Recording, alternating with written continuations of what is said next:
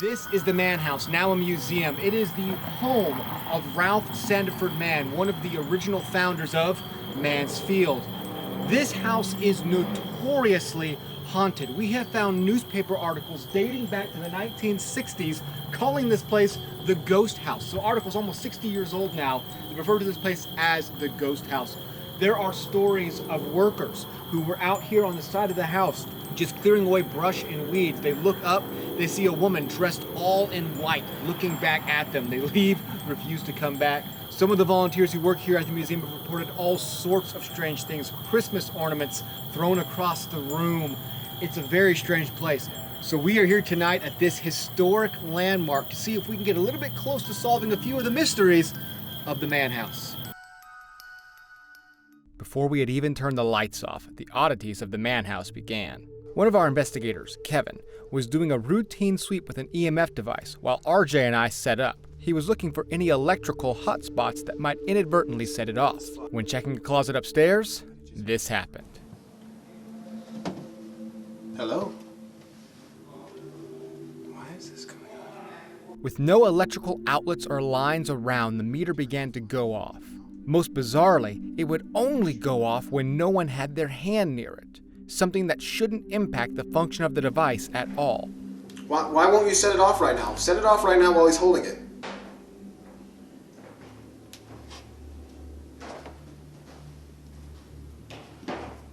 This is utterly bizarre.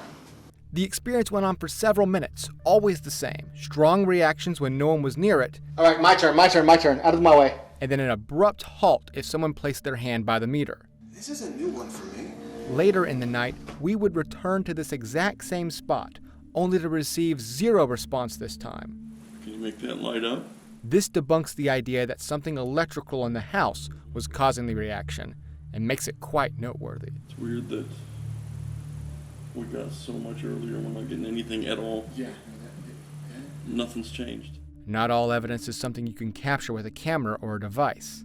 Once the lights went out and the investigation began in earnest, Kevin had a personal physical encounter. So I was just standing in this room actually right here, and I was hit with like a warm wave, and it kind of crossed along the left of me, pushed me a bit, and it didn't push me off balance, just it pressed into me, and the whole wave smelled like a really strong cologne.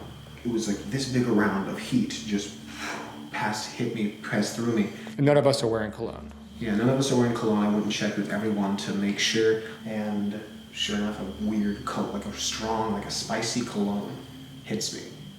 A thick smell of spicy cologne there and gone immediately. So, I don't know. Throughout the night, 3 CCTV cameras recorded everything that happened in the primary downstairs rooms, including this.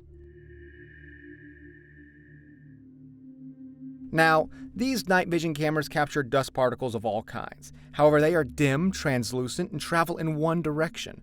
This strange orb is much brighter, makes a direction change on its own, and once it leaves the frame is followed by an unexplained bright flash in the room.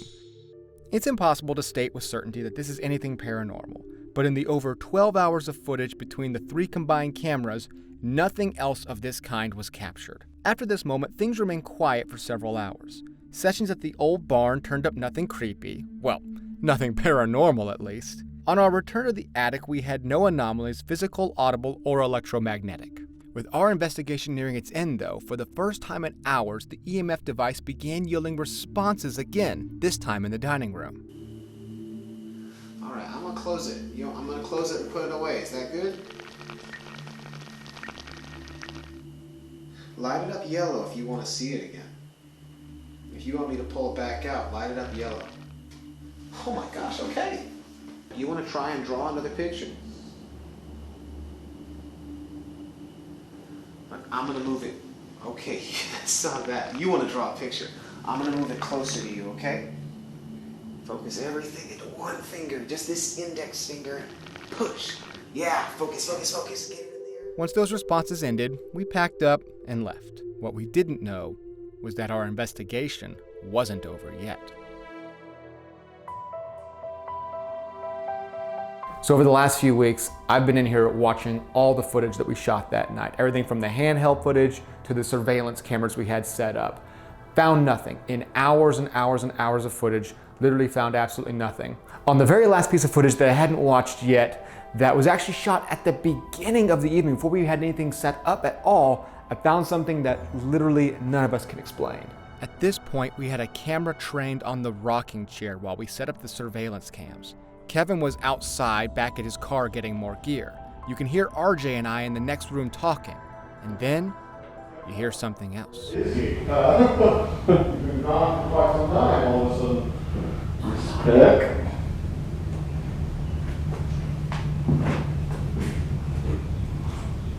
This paper? I actually don't know what that is. A clear whisper can be heard, closer to the camera and on top of our voices. Respect. Respect. Respect. And then, 10 seconds later, another one. It's hard to make out what the first voice says, only that it ends with a hard K sound. Respect. But the second voice seems to be saying, "Are you sure?" Again, this couldn't be either of our voices, and in hours of footage, nothing else like this is heard. It is truly unexplainable. Respect. Our night at the man house gave us a lot to think about. Whoa, I thought I saw something. This doesn't feel like a normal moment. I know that. It's strange. I think we found the place we need to do an isolation session. Yeah? Shut the door. I like Oh, it likes that idea. Are we gonna... What the heck? And proved that the over century-old home has truly earned its moniker of Mansfield's ghost house.